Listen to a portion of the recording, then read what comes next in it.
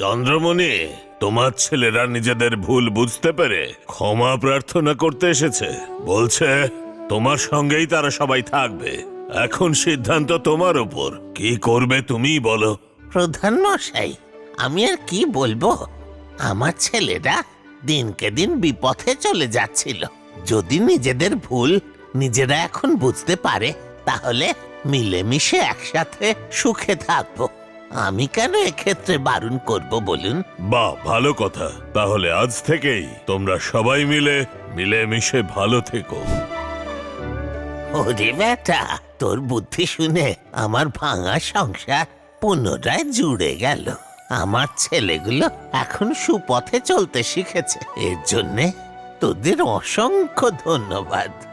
না মামা, ধন্যবাদ আমাকে কেন দিচ্ছেন? আমি কিচ্ছু করিনি। যা হয়েছে এসব মা লক্ষ্মী আর প্রভু জগন্নাথ করেছেন। উনি তোমার দুঃখের কথা শুনেছেন। তুই ঠিক বলেছিস রে বেটা। সম্ভবত আমি প্রভুকে দেখতে পাইনি, কিন্তু তিনি আমার সুখ দুঃখ সব কিছু দেখছেন। ধন্য তুমি মহাপ্রভু। দুঃখে সুখে সকলের তুমি সহায়ক হও। জয় জগন্নাথ।